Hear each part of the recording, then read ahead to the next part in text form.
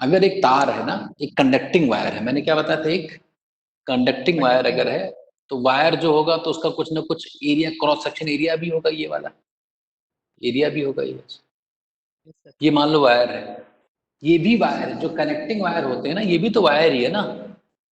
तो यहाँ से एक बैटरी लगाएंगे तभी तो करंट मिलेगी, बिना बैटरी के तो करंट मिलेगी नहीं, चाहे वो मार्केट से खरीद कर लाओ, चाहे वो भाई एक कनेक्शन लो पावर हाउस से, ट्रांसफार्मर से, सब बैटरी, ये मैंने बता दिया था एक दिन ना बहुत डिटेल में। तो ये कनेक्टिंग वायर्स है, ये जो जिससे हम लोगों ने कनेक्शन किया है इसको कनेक्टिंग वायर्स कहते हैं, कनेक्टिंग वायर्स। तो सर कंडक्टिंग वायर्स और कनेक्टिंग वायर्स में कोई डिफरेंस नहीं ना होता? ये डिफरेंस तो होना चाहिए, इसका रेजिस्टेंस 0 होना चाहिए, ये जो तार ये लगे हुए, लेकिन ऐसा प्रैक्टिकली हो तो सकता नहीं है। तो जैसे जिसका रेजिस्टेंस ज्यादा होता है वो यहाँ पर है, ये हम लोगों ने, ये कंडक्टिंग वायर ही है, ये भी कंडक्टर तो है, मतलब जैसे पूरी ये इसी वायर का एक पार्ट है, मान लो एक ही बात है, उसमें कोई फर्क नहीं पड़ा, है ना। कनेक्टिंग वायर्स अच्छे होने चाहिए, जैसे हम बल्ब बल्ब भी एक बल्ब के एज अंदर एक कम्पेयर हाँ टंगस्टन का फिलामेंट होता है बल्ब के अंदर ना, तो वो टंगस्टन का जो फिलामेंट होता है उसका रेजिस्टेंस ज्यादा होता है, बाकी जिससे हम बल्ब को कनेक्ट करते हैं उसका रेजिस्टेंस कम होता है। तो ये आइडियल होना चाहिए, लेकिन ऐसा होता नहीं है, इसका कुछ ना कुछ पोटेंशियल होगा, वोल्टेज होगा बैटरी का, कि नहीं। जैसे कनेक्ट किया जाएगा तो ये पॉजिटिव टर्मिनल है, ये नेगेटिव, तो इसके अंदर के जो इलेक्ट्रॉन्स है ना, इलेक्ट्रॉन्स इसको अपनी तरफ खींचा जाएगा और इधर के इलेक्ट्रॉन्स को धकेला जाएगा, तो ये सर्किट में दो दो तरीके से फ्लो करने लगे इलेक्ट्रॉन्स, मतलब इधर से धकेले भी जा रहे हैं, इधर से खींचे भी जा रहे हैं। तो जब इलेक्ट्रॉन्स ऐसे ऐसे घूमने लगेंगे, इस सर्किट में इलेक्ट्रॉन्स का फ्लो कैसा होगा, एंटी क्लॉकवाइज, देखो ऐसे। Yes sir. तो करंट होगी क्लॉकवाइज, क्योंकि वह उल्टा होता है, अपोजिट यस डायरेक्शन में करंट फ्लो करती है। उधर डायरेक्शन। तो करंट क्लॉकवाइज में ऐसे फ्लो करेगी, ऐसे फ्लो करेगी। तो करंट जो है ना, करंट हमेशा इलेक्ट्रॉन के फ्लो के अपोजिट डायरेक्शन में फ्लो होती है, यही तो। तो सर पॉजिटिव टर्मिनल्स इलेक्ट्रॉन क्या एब्जॉर्ब करते हैं और पॉजिटिव, पॉजिटिव टर्मिनल हाँ इलेक्ट्रॉन लेता है ना, और नेगेटिव इसको रिपेल करता है, तो अंदर इलेक्ट्रॉन्स मूव करते हैं, इसके अंदर भी इलेक्ट्रॉन्स मूव करते हैं, पॉजिटिव से नेगेटिव की तरफ जाते हैं। नहीं समझे बात, जैसे समझ अंदर गया। भी एक सोल्यूशन, इसके अंदर सोल्यूशन होता है, सोल्यूशन के अंदर भी आयंस का डिपोजिशन शुरू चलता रहता है, इसीलिए तो डिस्चार्ज, बैटरी डिस्चार्ज हो जाती है काफी टाइम के बाद, क्योंकि अंदर भी कुछ ना कुछ होता रहता है ना। अंदर क्या हो रहता है, होता रहता है, किसी बैटरी के अंदर क्या होता है, ये केमिस्ट्री में पढ़ोगे। तो फिर भी थोड़ी आइडिया के लिए बता दीजिए। उसके अंदर एक सोल्यूशन होता है, जैसे एक कॉपर सल्फेट लेते हैं, एक सॉल्ट लेते हैं और पानी के अंदर उसको डिसॉल्व कर देते हैं। तो जैसे सॉल्ट को पानी के अंदर डिसॉल्व करते हैं, वैसे क्या होता है कि वो सॉल्ट हाइड्रोलाइज हो जाता है, मतलब वो आयंस में ब्रेक हो जाता है। जैसे मान लो कॉपर सल्फेट है तो कॉपर +2 और SO4-2 के आयंस में ब्रेक हो जाता है ना। और जैसे आयंस में ब्रेक होता है वैसे वहां पर दो ऐसे मेटल रॉड्स उसमें सस्पेंडेड होती है, वो आयंस उसी मेटल रॉड्स पर जाकर इकट्ठे हो जाते हैं, चिपक जाते हैं, और जब चिपक जाते हैं तो एक एक जो रॉड है उस पर पॉजिटिव चार्ज की का कंसंट्रेशन ज्यादा हो जाता है, उसको हम पॉजिटिव प्लेट कहने लगते हैं, और एक पर नेगेटिव का हो जाता है बस। अब ये खींचने लायक हो गया, ये रिपेल करने लायक हो गया बस। ओके नहीं सर, समझे, समझ गया। मतलब मोटे तौर पर ये है, वैसे तो 11th-12th में तुम लोग इसको बहुत डिटेल में पढ़ोगे, ऐसा है। अब ये अगर हमारा ऐसा वायर है, तो फिर मैंने क्या बताया था कि इसमें जो, जैसे यहाँ पर कुछ पोटेंशियल जैसे करंट फ्लो कर रही है ना, मान लो ये पॉइंट M है, ये पॉइंट N है, तो करंट कहाँ से कहाँ फ्लो कर रही है, सर M से N जाएगी। M से N। तो इसका मतलब देखो, मैंने उस दिन बताया था कि जो लिक्विड होता है, जैसे वाटर की अगर बात करें, कोई भी लिक्विड है, वाटर की बात करें, तो water flows from high potential to low potential, is it it, yes sir. बोलो, high high pressure to low pressure, high pressure and to high pressure and to low pressure, high pressure की तरफ से low pressure की तरफ पानी का flow होता है, बोलो। Yes sir. ऐसे ही जैसे ये पॉइंट है, ऐसे ही हीट, हीट जानते हो हीट? Yes sir. हीट जो होती है, हीट एनर्जी जो होती है, heat energy flows from, energy flows from, from क्या, high temperature to, high temperature यहां आ गया, high temperature to low temperature, नहीं समझे बात? High temperature to low temperature तो जानते होगे ना? जानते हैं। हाँ, ये लॉक हो गया, रुक एक मिनट, एक बार होल्ड करो, ये मैं पीसी से इसको कंट्रोल कर रहा हूँ, तो उधर वाले ऑफिस से इसको मैं अनलॉक करके आता हूँ, कि लॉक हो गया है, रुक थोड़ा, है ना? Thank you.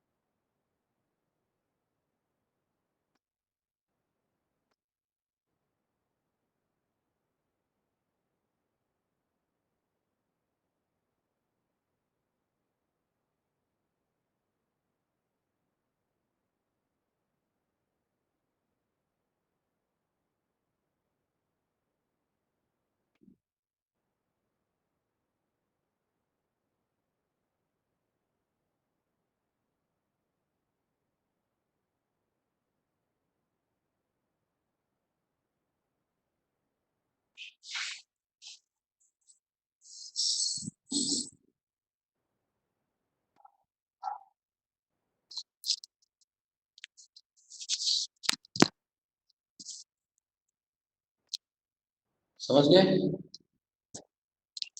हीट वाला बता।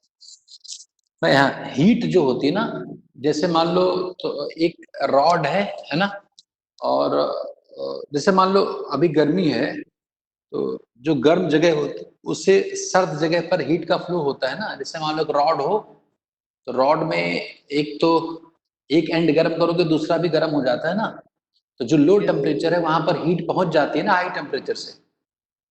तो हीट जो होती है हाई टेम्परेचर रीजन से हमेशा लो टेम्परेचर रीजन की तरफ फ्लो करती है। अगर पानी एक जगह गर्म है एक जगह ठंडा है, तो पूरा पानी गर्म हो जाता है ना। तो जो एनर्जी ज्यादा थी, हॉटर पार्ट्स में जो एनर्जी ज्यादा थी, वो डिस्ट्रीब्यूट हो जाएगी और कूलर पार्ट्स के पास भी पहुंच जाएगी वही एनर्जी। तो वो डिस्ट्रीब्यूशन जो होता है वो टेम्परेचर डिफरेंस के कारण होता है। समझ गए कि नहीं? समझ गए। तो ठीक है। अब फ्रॉम लो टेम्परेचर, ऐसे ही ना, ऐसे ही जो करंट होती है,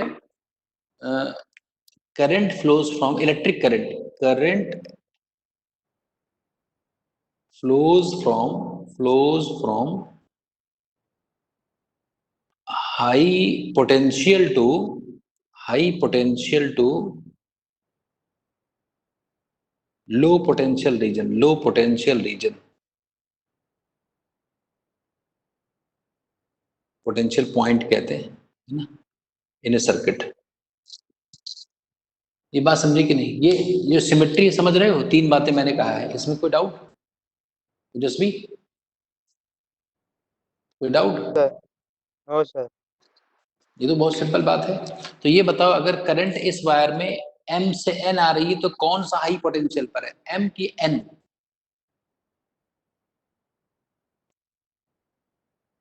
कौन सा हाई सर पोटेंशियल एन पर है? एन M, M से N की तरफ आ रही ना, तो जिधर से आ रहा है वो हाई पोटेंशियल पर होगा ना। तो पोटेंशियल का सिंबल V होता है। तो potential at M must be greater than potential at N। ये बात सही कि नहीं? सही है सर। करंट जहां से आती है उसका पोटेंशियल ज्यादा होता है, जहां पर जाती जिधर उधर उसका पोटेंशियल कम होता है कि नहीं? Yes sir. तो अब जो है, अब अगर हाई है, ये लो है, ये ज्यादा है कम है, तो इसका डिफरेंस भी होगा। तो M में से जो N हम घटाएंगे ना, इसको बोलते हैं पोटेंशियल डिफरेंस। ये क्या है? पोटेंशियल बोलो। डिफरेंस। डिफरेंस, पीडी लिख देते हैं, पीडी। इसको भी वी से कहते हैं हम लोग, इसको वी से कह देते हैं पोटेंशियल डिफरेंस को, है ना? तो ओम ने क्या कहा था? ओम्स लॉ का स्टेटमेंट क्या था जो मैंने बताया था? क्या था स्टेटमेंट? कि अगर क्या, अगर इस M से N तक लेकर के मटेरियल चेंज ना हो बीच में ना, मटेरियल चेंज ना हो, एक ही मटेरियल हो, और टेम्परेचर भी चेंज ना हो, है ना, तो क्या होगा? करंट हमेशा फ्लो करेगी किसके प्रोपोर्शनल में? पोटेंशियल डिफरेंस में। तो हम लोगों ने बताया था कि I is proportional to B, ये बताया था कि नहीं? बोलो। यस सर, अरे ये बताया। हो गया था यस कि सर। नहीं? ये कर दिया। तो इसका स्टेटमेंट याद रखना, तुम्हारे बोर्ड में ये स्टेटमेंट लिखने को आएगा, और समझ कर रखना है, ताकि कोई अगर बीच में क्वेश्चंस पूछते हैं तो वो भी तुम लोग जवाब दे पाओ, अच्छे से बता पाओ।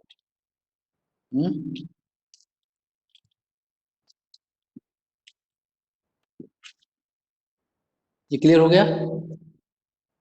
Yes sir. अब ये बताओ, कोई चीज प्रोपोर्शनल का मतलब क्या होता है? प्रोपोर्शनल का मतलब क्या होता है? सर मतलब जितनी वो दूसरी वाली चीज बढ़ेगी उससे उतना ही ये भी बढ़ेगा। नहीं, समझ नहीं पाया मैं, समझा नहीं मैं। हम्म, बताओ, समझ नहीं पाया मैं। क्या चीज? जितने, जैसे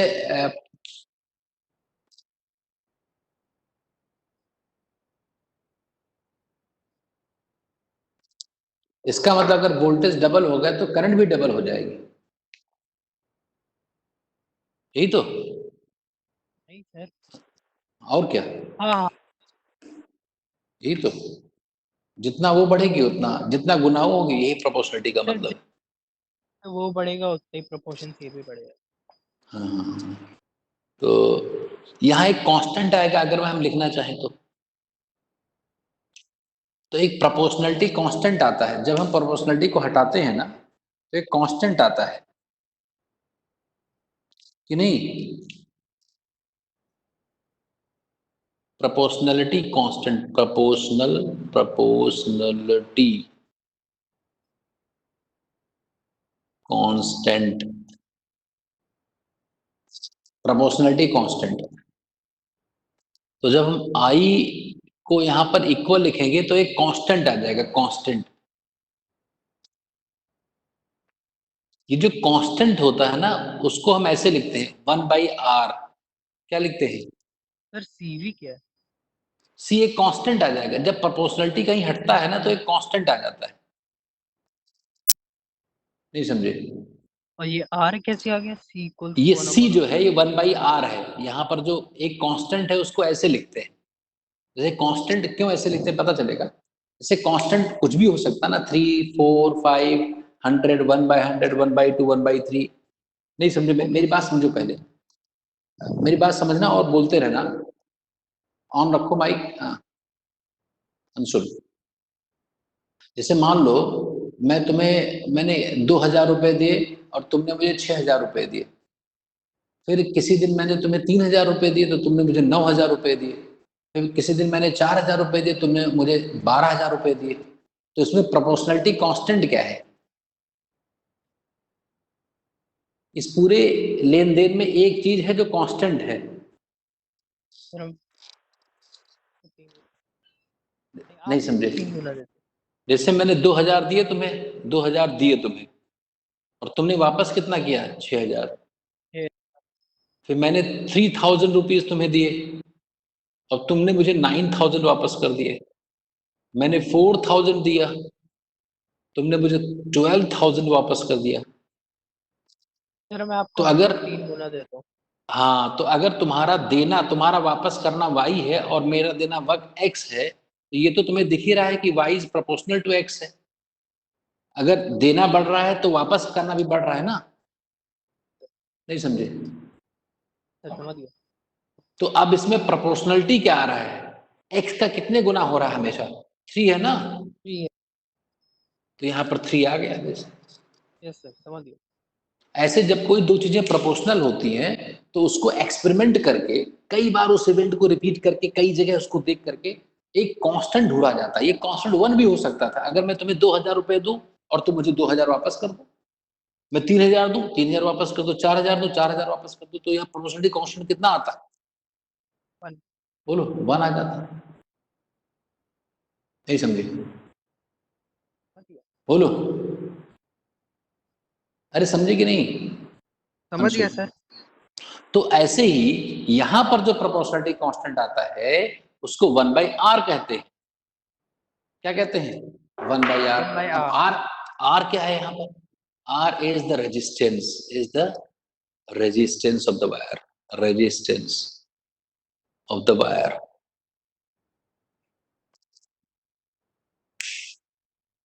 रेजिस्टेंस है वायर का।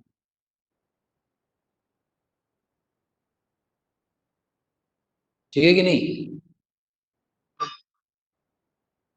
ये रेजिस्टेंस है। तो रेजिस्टेंस क्या होता है? r। अच्छा, 1/r क्या होता है? इनवर्स ऑफ रेजिस्टेंस क्या होता है? कंडक्टेंस। रेजिस्टेंस का उल्टा क्या होगा? कंडक्टेंस। कोई चीज ज्यादा कंडक्ट हो रही है, इसका मतलब वो अपोजिशन नहीं हो रही है। रेजिस्टेंस के इनवर्स को कंडक्टेंस कहते हैं, कंडक्टेंस।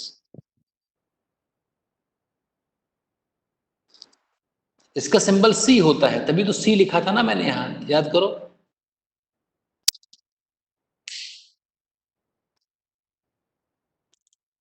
अरे नहीं, आवाज नहीं जा रही क्या? आ रही है सर। तो ये बात समझे? यस तो सर। इसमें अगर मैं क्रॉस मल्टीप्लाई कर दूं तो V बराबर IR आ जाएगा कि नहीं? आ जाओ। ये सुना होगा तुम लोगों ने, V बराबर IR, कि नहीं सुना है? No sir. आज ये बच्चे और सब कहाँ चले गए? हाँ, तो टाइम तो पता होना चाहिए।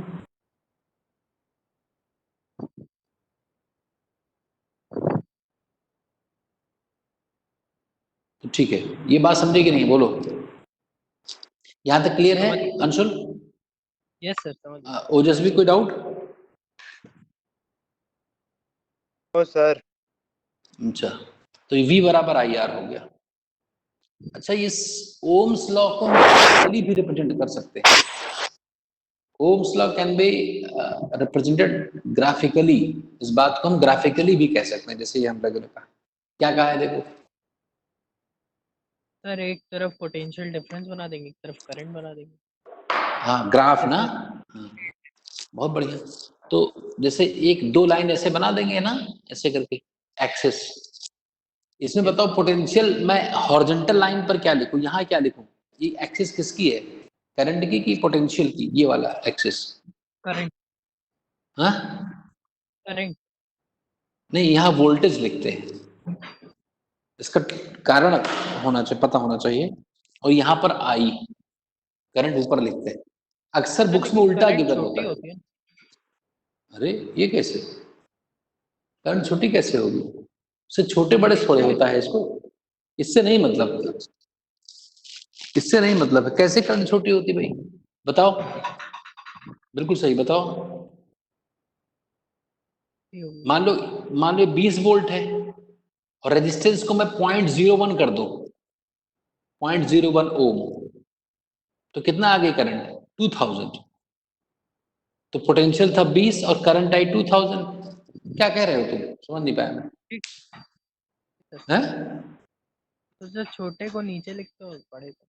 अरे यार, तो जब नीचे जो डिवाइड करना है अगर एक से कम है तब तो चीज बढ़ जाएगी ना। ठीक है सर, समझ गया। तो ऐसे नहीं कह सकते तुम छोटा बड़ा ना। अच्छा, रेजिस्टेंस की यूनिट ओम होती है। ओम्स को ऑनर करने के लिए, जैसे फिजिक्स में तुमने देखा होगा कि बड़े साइंटिस्ट को कोई रुपया पैसा नहीं चाहिए।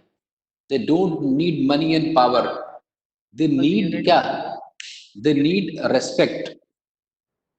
तो उनको जैसे उनके नाम पर यूनिट रख दिया गया। तो वैसे अगर आर देखा जाए तो आर क्या लिखा हुआ था, यहां से अगर देखा जाए तो आर तो क्या लिखा है? V बाई आई लिखा है। V होता है वोल्ट और ये होता है एम्पियर ना, बोलो। यस तो सर। वोल्ट पर एम्पियर के बजाय हम लोग इसको एक नाम कहने लगे, ओम्स। क्या कहने लगे? ओम। ओम। वोल्ट पर एम्पियर को हम ओम कहेंगे और इसका सिंबल ऐसा होगा, ऐसा ठीक है। अरे है ऐसा सर। सिंबल, ऐसा ऐसा सिंबल होगा। सिंबल्स कम है ना हमारे पास, इतने ज्यादा लेटर वो हैं, चीजें फिजिकल क्वांटिटी इतनी ज्यादा है कि सिंबल्स हमें अजीब अजीब से लेने पड़ते हैं। क्यों भाई? जैसे पॉपुलेशन इतनी ज्यादा है कि नाम कम पड़ जाते हैं, नाम अजीब अजीब टाइप के हो जाते हैं। क्यों यस सर। अंशुल? जैसे नाम मेरा हुआ शेर बहादुर सिंह, है ना? तो जैसे नाम कम पड़ गया होगा ना उस समय, तभी तो मेरा नाम ये रखा गया है।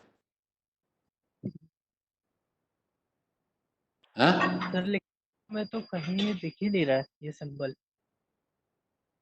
कहाँ नहीं दिख रहा है तुम्हें बुक में? कहाँ ढूंढ रहे हो? वही खोला ओम्स लॉ के बाद, कहीं नहीं दिख अरे ऐसा कैसे होगा? एक्सरसाइज में दिखेगा कहीं ना कहीं, तो दिखेगा। रेजिस्टेंस मैं देखता हूँ अभी पेज, कौन सा पेज नंबर है बोलो जरा, मैं भी रहा। मैं तो ढूंढता हूँ। 204 पे देखता हूँ। 204। है। ठीक है, ठीक है। एग्जाम्पल। ये जो टेबल बना हुआ है 12.2, देखो टेबल 207, टेबल पॉइंट पर 207 पेज पर टेबल 12.2, उस पे देखो यस सर। रेजिस्टिविटी में ओम मीटर लिखा हुआ है ना। हाँ बिल्कुल। तो ऐसा है। तो रेजिस्टेंस की यूनिट ओम होती है, ये सिंबल होता है। तो एक ऐसा ग्राफ आता है, अगर हम इसको देखें तो ग्राफ ऐसा आएगा। लीनियर फंक्शन है, टू वेरिएबल्स पढ़ा कि नहीं अभी? पढ़ रहे हैं। पढ़ रहे हो? तो उसमें अगर ऐसा y बराबर 2x हो, y बराबर 3x हो, ऐसा ग्राफ आता है। तो जो ये है ना, इज इक्वल टू 1/RV, ऐसा यस सर। ऐसा ग्राफ आएगा। बोलो, यस सर। इस लाइन का स्लोप क्या होगा? स्लोप, निकालना जानते हो? स्लोप किसी लाइन का कितना स्टीप है ये? स्लोप तो इस समय बहुत फेमस है भाई। कोरोना का ग्राफ आता है कि नहीं? कोरोना ग्राफ देखा? कोरोना का पेशेंट जो इन्फेक्टेड हो रहे हैं। Sir hmm. Sir I upon we कर दूंगा। हाँ, तो आई अपॉन वी वेरी। तो ये स्लोप जो होता है ना, किसी ग्राफ का जो स्लोप होता है, ये कुछ एंगल होगा ना, ये एंगल। यस तो सर। ये जो भी एंगल होता है, इसका टैन अगर निकाल दिया जाए, टैन थीटा, तो इसको हम इस लाइन का स्लोप कहने लगते हैं, स्लोप ऑफ द लाइन। और जब भी तुम्हें स्लोप निकालना हो ना, तो जो वर्टिकल एक्सिस पर जो क्वांटिटी लिखी है, वर्टिकल एक्सिस पर क्या लिखी है, कौन सी क्वांटिटी? करंट। रेंज पता करो कितना है, और हॉरिजॉन्टल एक्सिस पर कितना है? Potential difference. वोल्टेज। तो उसका चेंज पता कर लो। मतलब ये है एक पोटेंशियल डिफरेंस। एक्सपेरिमेंट तो। हाँ पोटेंशियल डिफरेंस बोलो, कर। क्या? वोल्टेज, पोटेंशियल डिफरेंस हाँ देखो वोल्टेज क्या, कहते हैं, उसी को पोटेंशियल वोल्टेज डिफरेंस। कहते हैं। हाँ, तो इसमें एक काम करना पड़ेगा तुम्हें, जब ये स्लोप अगर निकालना है तो तुम्हें 2-3 बार एक्सपेरिमेंट करना पड़ेगा। जैसे एक बार तुम क्या करोगे, एक बार क्या करोगे तुमने 10 वोल्ट लिया, करंट तुम्हें मिल गया, फिर 20 वोल्ट लिया। एक ऐसा एक करते हैं, आप एक्सपेरिमेंट कर सकते हैं हम लोग। जैसे मान लो हमारे पास यहाँ पर एक टेबल बनाते हैं, जैसे मैंने क्या कहा कि अगर मान लो 10 वोल्ट मैंने अप्लाई किया और हमें 5 एम्पियर करंट मिली, ठीक है। फिर हमने इसको 20 वोल्ट अप्लाई किया तो हमने क्या देखा कि 10 एम्पियर करंट मिली, 10 एम्पियर करंट मिली। यस फिर हमने 30 वोल्ट अप्लाई किया तो हमने देखा कि 15 एम्पियर ना, 15 एम्पियर करंट मिली। तो मुझे ये बताओ कि इस वोल्टेज से इस वोल्टेज जब मैंने किया तो वोल्टेज में कितना मैंने चेंज किया, चेंज कितना किया वोल्टेज, जब 10 20 वोल्ट, से 30 किया तो 10 10 वोल्टेज, वोल्ट 10 वोल्ट चेंज किया। और उससे करस्पॉन्डिंग करंट में कितना चेंज आया, 5 एम्पियर।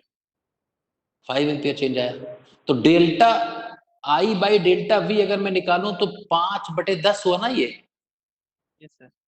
तो ये और अपन को 0.5 हुआ कि नहीं, यस सर। 0.5, यही इसका स्लोप है लाइन का। नहीं समझे बात मेरी। समझ गए। जैसे मान लो यहाँ पर 10 वोल्ट हो गया, यहाँ पर 10 वोल्ट मैंने लिख दिया, और मैंने एक एक्सपेरिमेंट किया, मैंने बैटरी मार्केट से लेकर, जैसे लॉकडाउन खुल गया तब हमें एक्सपेरिमेंट कर पाएंगे, तो जैसे ये लेकर आए ऐसे, तभी तो बैटरी ला सकते हो। तो 10 वोल्ट के करस्पॉन्डिंग हमें करंट मिल गई वही 5 एम्पियर। कितनी करंट मिल गई, 5 5 एम्पियर। फिर अगले दिन मैं बैटरी लेकर गया मार्केट में, मैंने कहा यार 10 वोल्ट की जगह मुझे दे दो 20 वोल्ट की बैटरी। तो जब मैं घर में आया और अब मैंने उसी तार से कनेक्ट करके अमीटर से चेक किया तो उस दिन करंट कितनी आ रही थी, 10 एम्पियर। 10 एम्पियर, एम्पियर यहाँ लिख देंगे तो बार बार लिखना पड़ेगा। फिर मैं भाई गया, मैंने तीसरे दिन मैंने क्या कहा कि भाई ये बैटरी बदल दो और हमें इसकी जगह पर कितने वोल्ट की, 30 वोल्ट। 30 वोल्ट की बैटरी दे दो। तो उस दिन दोबारा आया घर में तो मैंने देखा 15 एम्पियर, 15 एम्पियर करंट मिल गई। क्यों, अब मैंने क्या किया, ये 3 पॉइंट्स हैं, ये एक पॉइंट है कि नहीं, ये 3 पॉइंट दिख रहे हैं कि नहीं। Yes sir. इस पॉइंट का हॉरिजॉन्टल कोऑर्डिनेट कितना है, ये वाला कोऑर्डिनेट 10 है, इसका 10 वर्टिकल कोऑर्डिनेट कितना है, 5 है। 5 तो मैं इन दोनों पॉइंट्स के बीच की बात कर रहा हूं इस, तो जब मैं इन दोनों पॉइंट्स के बीच की बात कर रहा हूं इन दोनों, तो मेरा डेल्टा वी कितना है, 10। 10 और उसके करस्पॉन्डिंग डेल्टा आई ये होगा ना, जैसे इसके करस्पॉन्डिंग ये और इसके करस्पॉन्डिंग ये, यस तो इसके करस्पॉन्डिंग चेंज कितना होगा, करंट में कितना चेंज होगा, 5। 5। ठीक है ना। बस ये जो ये यहाँ पर जो चेंज आया है उससे करस्पॉन्डिंग जो यहाँ पर चेंज आया है, तो जो वर्टिकल लाइन पर चेंज आए, वर्टिकल एक्सिस पर, और जो हॉरिजॉन्टल एक्सिस पर चेंज आए, उसको रेशियो निकाल दो। जो रेशियो आता है उसी को हम स्लोप कहते हैं, उस लाइन का क्या कहते हैं, स्लोप। स्लोप। बोलो, अरे बोलो भाई। अच्छा ये बताओ, अब क्या नाम है दूसरा, ओजस्वी कहाँ चले गए तो, ओजस्वी ये बताओ कि आई बाई वी तुम्हें यहां से कितना मिल रहा है, I by V, I by V यहां से देखो तो कितना होगा, यहां से देखो आई बाई वी कितना होगा। ओजस्वी नहीं बोल रहा, तुम भी बोलो अंशुल। आई बाई वी 1/r होगा ना। 1/r। तो ये जो, तो delta I by delta we भी वही होगा 1/r। तो ये जो स्लोप तुम्हें मिला है वो क्या है, रेजिस्टेंस का उल्टा है ना ये। Yes sir. इसका मतलब हमें 1/r पता चल गया इस ग्राफ से, कितना आया 0.5। तो रेजिस्टेंस कितना होगा, 5 इसका 5 हाँ। नहीं इसका नहीं उल्टा कर दो, 1 1। 2 2 2 ओम। अरे 0.5 का इनवर्स हेलो। 1/0.5, 2 आ जाएगा ना ये, 2 ओम। इसको लिख लो, ये सारा नोट कर लो या स्क्रीनशॉट ले लो, लिखने से अच्छा स्क्रीनशॉट ले लो जल्दी से, तो आगे हम बात करें फिर। ओजस्वी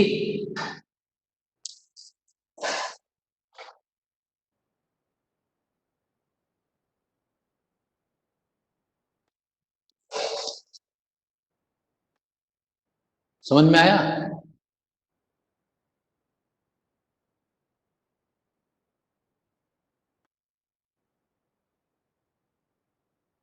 यस सर, समझ आ रहा है। बहुत बढ़िया।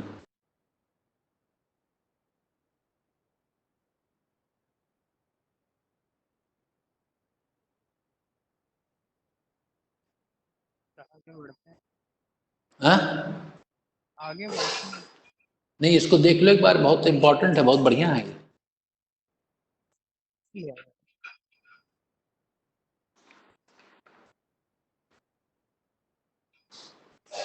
कितना टाइम हुआ? 6-8। 6-8।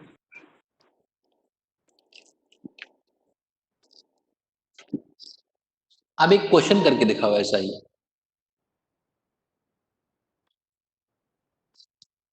इसका स्क्रीनशॉट लिया है कि नहीं अंशुल? सर अलाउ नहीं कर रहा है। ठीक है, कोई बात नहीं। फिर मैंने लिख लिया। नहीं, जैसे लिख लेना ताकि शेयर कर देना ग्रुप में, तो जो बच्चे नहीं आए वो भी देख। ग्राफ नहीं अच्छा, बनाइए, देखो। ग्राफ के पॉइंट। अरे देखो भाई, अगर मैं थोड़ा चेंज कर दूं, एक ऐसा graph,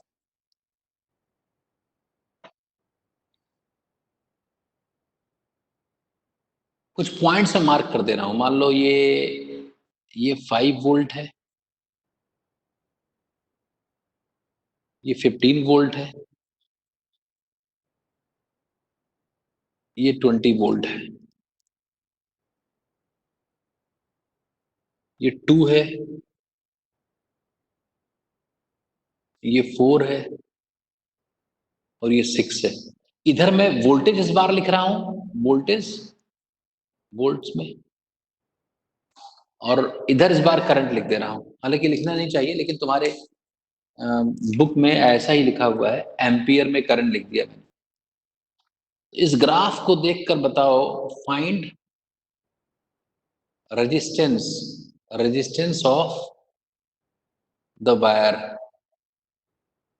also find conductance of the wire.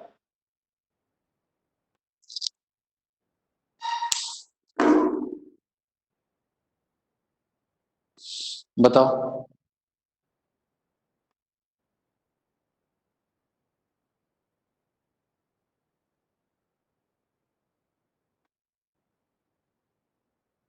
बताओ।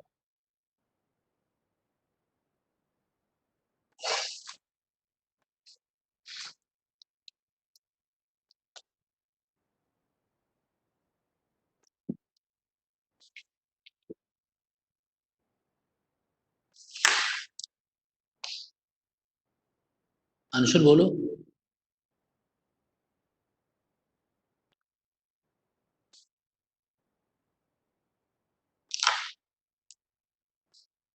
रेजिस्टेंस कितना आ गया?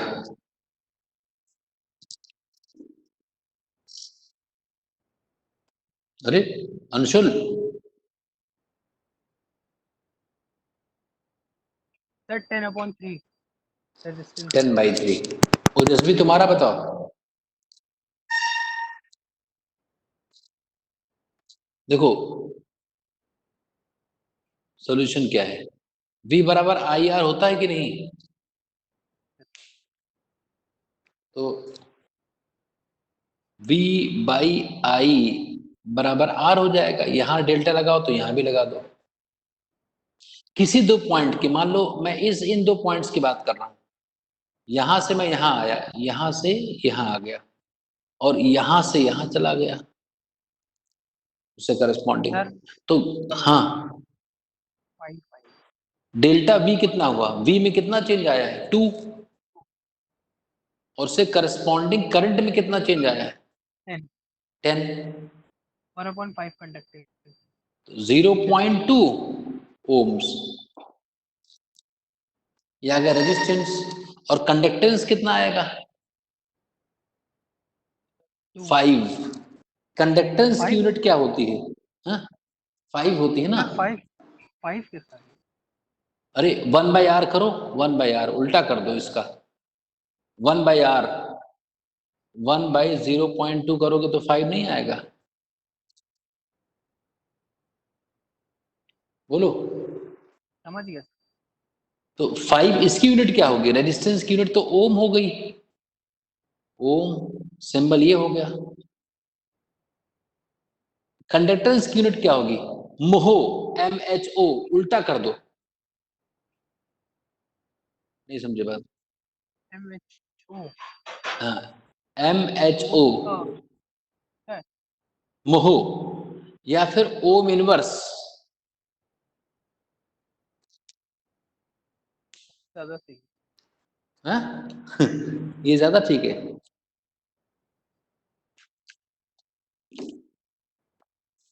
क्यों? बताओ भाई। समझ गया। ओजस्वी, वो इसमें एक टेबल देखो जरा, पेज नंबर 207, पेज नंबर 207 पर एक टेबल दिखाई पड़ रही है। Yes sir. उसमें कंडक्टर्स के नाम लिखे हुए, silver, copper, aluminium, copper tungsten, nickel, iron, है ना? लेकर। यही तो। Yes sir. Okay, no problem Ojaswi, कोई बात नहीं, सुनाई तो पड़ रहा है ना? तो इसमें सबसे कम देखो रेजिस्टिविटी किसकी? अच्छा, रेजिस्टिविटी क्या है ये भी समझ लो। से रेजिस्टेंस तो जान गए ना तुम लोग?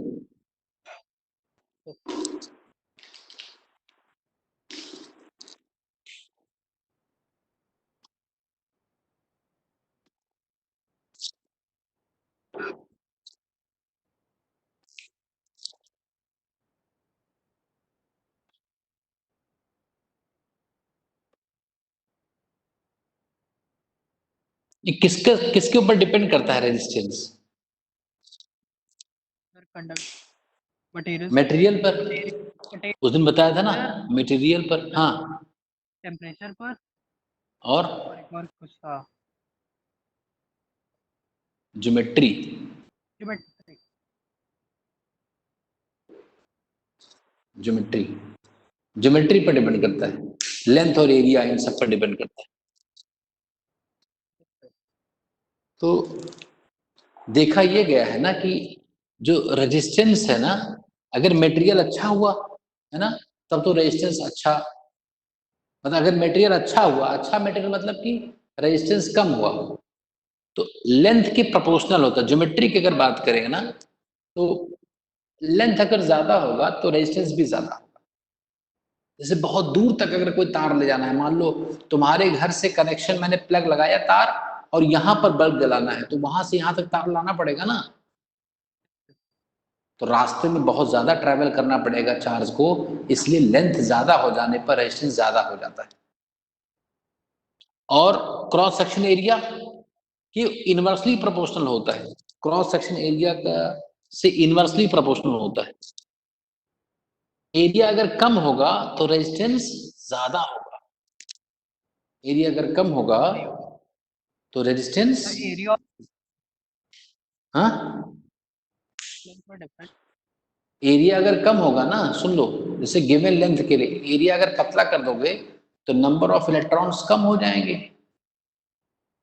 नंबर ऑफ इलेक्ट्रॉन्स अगर कम हो गए, है ना, तो चार्ज कैरियर्स ही कम हो गए। Yes sir. तो सर तब भाई तो जब, आपने जो एग्जांपल दिया था आईफोन चार्जर वाले का, एक, हाँ हाँ, तो वो क्या बताया था? बहुत ही है सर। आपने बताया था क्या? कि मतलब आईफोन चार्ज भी हो, अगर उसमें एक कॉपर की वायर जुड़ी होगी तो इलेक्ट्रॉन करंट उससे में पास। कोई फर्क नहीं पड़ेगा, रेजिस्टेंस भले ही कुछ इधर उधर हो जाए, है ना, नहीं करंट में कोई फर्क नहीं पड़ेगा, क्योंकि वोल्टेज में दिक्कत कुछ आ जाएगी, वोल्टेज में कुछ हो जाएगा। लेंथ और एरिया से रेजिस्टेंस में फर्क पड़ता है, लेकिन कुछ और चीजों में और कुछ चीजें इसमें सही हो जाएंगी, वो भी पता चलेगा। पैरेलल वायर्स होते हैं तो उसका रेजिस्टेंस होता है, मेल्टिंग पॉइंट होता है, कई चीजें हैं, अभी पता चलेगा, पेशेंस रखो। तो ये चीज हो गई। एरिया अगर ज्यादा होगा, अगर एरिया ज्यादा होगा तो रेजिस्टेंस कम होगा, यस। है ना, मोटे तार का रेजिस्टेंस कम होगा, है ना, ये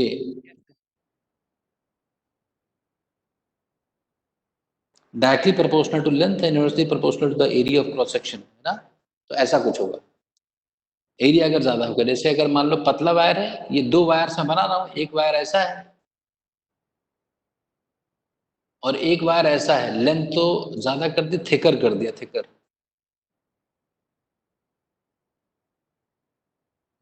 मान लो ये लेंथ है L और ये लेंथ है L/2 और इसका ये एरिया है A और ये एरिया है 4A, 4 गुना कर दिया। तो रेजिस्टेंस का रेशियो क्या होगा, ऊपर का रेजिस्टेंस R1 है, नीचे R2 है, तो किसका रेजिस्टेंस ज्यादा होगा, R1 की R2, कौन सा ज्यादा होगा? R2 रेजिस्टेंस ज्यादा R1 का। भाई लेंथ, इसकी लेंथ कम हो गई है तो रेजिस्टेंस कम हो गया है और एरिया भी ज्यादा हो गया है, तो दोनों तरफ से इसका दिक्कत हो गई ना।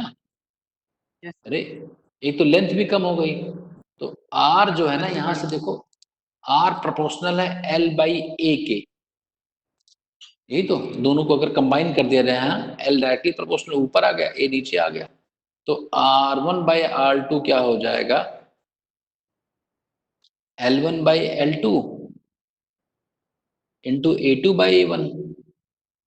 L1 है L, L2 है L/2, A2 है 4A और ये है A। तो ये सब 8 गुना हो गया, 8 गुना। तो जो रेजिस्टेंस 1 वायर का है वो 8 गुना है रेजिस्टेंस 2 दूसरे वायर की। तो रेजिस्टेंस अगर हमें कम चाहिए तो वायर कहना कैसा होना चाहिए, लेंथ कम होनी चाहिए, छोटे वायर्स होने चाहिए और थिकर होने चाहिए, और थिकर होने चाहिए, तो रेजिस्टेंस कम होगा। अच्छा, कभी हीटर का वायर देखा है, हीटर जो सर्दियों में यूज करते हैं, उसका तार देखा है खोल करके कभी? बहुत पतला होता है, पतला बहुत होता है, पता है कि नहीं, देखा है कभी अंशुल? नहीं सर, नहीं देखा।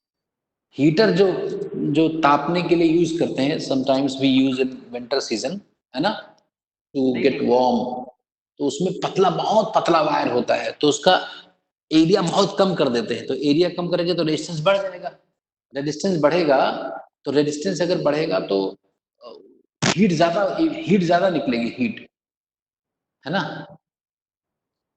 इसी से करते हैं। तो ये सारे फैक्टर्स हैं, इनको देखो, बाकी नेक्स्ट क्लास में डिस्कस किया जाएगा इसके आगे।